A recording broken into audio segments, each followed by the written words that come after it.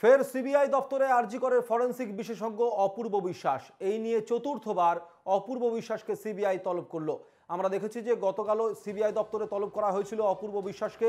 Forensic বিশেষজ্ঞ অপূর্ব বিশ্বাস যেদিনকে অপূর্ব বিশ্বাসকে প্রথমবার তলব করা হয়েছিল সেদিনই এসে বিস্ফোরক মন্তব্য করেছিলেন অপূর্ব বিশ্বাস, এবং যেখান থেকে বলা হয়েছিল সিবিআইয়ের হাতে বড়সড় হয়তো ব্রেক থ্রু পেয়েছে সিবিআই অপূর্ব বিশ্বাসের সেই জেরার পরিপ্রেক্ষিতে, যেখানে অপূর্ব বিশ্বাস বলেছিলেন একজন প্রাক্তন কাউন্সিলরের নাম নিয়েছিলেন তিনি, এবং ময়নাতদন্ত তিনি করেছিলেন।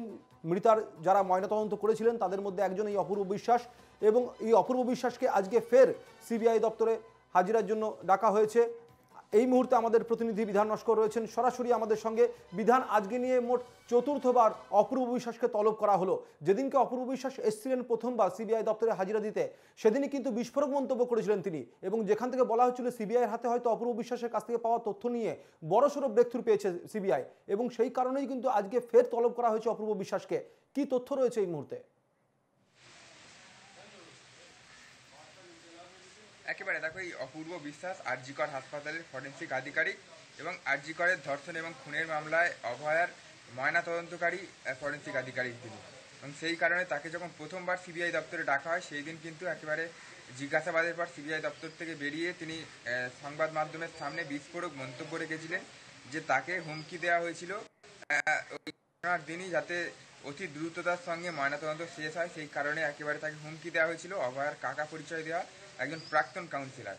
সিবিআই সূত্রে যেটা খবর, সেই একই বক্তব্য একই বয়ান কিন্তু সিবিআইয়ের কাছেও রেখেছিল।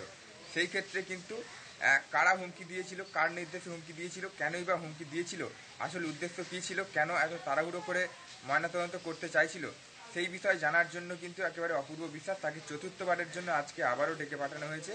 পাশাপাশি একেবারে আরজি কর হাসপাতালের যে ঘটনা, সেই ঘটনায় যে অভয়ার যেদিন ময়নাতদন্ত হচ্ছিল সেই সময় আরজি কর হাসপাতালের একজন ডোম অর্থাৎ ফরেন্সিক কর্মী যে উপস্থিত ছিল তাকেও কিন্তু আজকে ডেকে পাঠানো হয়েছে, এবং তাদেরকে জিজ্ঞাসাবাদ করে এই মুহূর্তে তদন্তকারীরা জানতে চাইছে যে একেবারে অভয়ার ময়নাতদন্ত এত তাড়াহুড়ো করে কেন হলো, বা ময়নাতদন্তের ক্ষেত্রে সঠিক পদ্ধতিতে ময়নাতদন্ত করা হয়েছিল কিনা, এই সমস্ত বিষয় কিন্তু জানার জন্য অপূর্ব বিশ্বাস ফরেন্সিক আধিকারিক তাকে যেমন একদিকে ডেকে পাঠানো হয়েছে, অন্যদিকে একজন ফরেন্সিক কর্মী ডোম তাকেও কিন্তু ডেকে পাঠানো হয়েছে। একদমই আমরা এই খবরে আসবো বিধান, আমরা এই খবরে আসবো, কারণ আমরা জানি যে ইতিমধ্যে শুধুমাত্র অপূর্ব বিশ্বাস নন, অপূর্ব বিশ্বাসের পাশাপাশি সিজিও কমপ্লেক্সে সিবিআই দপ্তরে এলেন আরজি কর হাসপাতালের ডোম।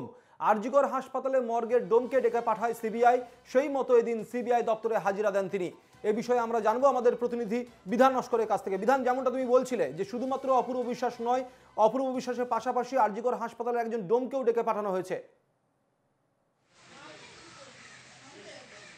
দেখো, একেবারে আরজি কর হাসপাতালের মর্গে ফরেন্সিক কর্মী অর্থাৎ ডোম, যিনি কিনা অভয়ার ময়নাতদন্ত চলাকালীন সেই ঘটনাস্থলে উপস্থিত ছিলেন, সেই ডোমকেও কিন্তু ইতিমধ্যে ডেকে পাঠানো হয়েছে। সিবিআই দপ্তরে রয়েছেন। তদন্তকারীরা জানতে চাইছে যে সঠিক পদ্ধতিতে হয়েছিল কিনা এই ময়নাতদন্ত, সে ব্যাপারে ভিডিওগ্রাফি করার যে কথা রয়েছে সেই ভিডিওগ্রাফিতে সঠিক পদ্ধতি অবলম্বন করেছিল কিনা, বা কোথাও কোনো ফাঁকফোকর থাকলে সে বিষয়ে কিন্তু একেবারে জানার চেষ্টা করছে। একদিকে যেমন ফরেন্সিক কর্মী ডোম তাকে ডেকে পাঠানো হয়েছে, তাকে যেমন জিজ্ঞাসাবাদ চালানো হচ্ছে, অন্যদিকে অপূর্ব বিশ্বাস ফরেন্সিক আধিকারিক তাকেও কিন্তু চতুর্থবারের মতো আজকে কিন্তু জিজ্ঞাসাবাদ চালানো হচ্ছে তদন্তকারীদের পক্ষ থেকে। এবং আমরা দেখতে পাচ্ছি বিধান যে শুধুমাত্র অপূর্ব বিশ্বাস নয়, শুধুমাত্র আরজি কর মর্গের একজন ডোম নন, আমরা দেখেছি যে বেশ কিছু সহপাঠী, নির্যাতিতা যারা সহপাঠী ছিলেন তাদেরকেও কিন্তু ডেকে পাঠানো হয়েছিল। অর্থাৎ প্রত্যেকের বয়ান মিলিয়ে দেখা হচ্ছে, এবং প্রত্যেকের বয়ানের সাথে সেদিনকে ঘটনাস্থলে যা যা কিছু হয়েছিল এবং তারপর যা কিছু হয়েছিল সেগুলো কিন্তু পুঙ্খানুপুঙ্খ বিবরণ নেওয়া হচ্ছে।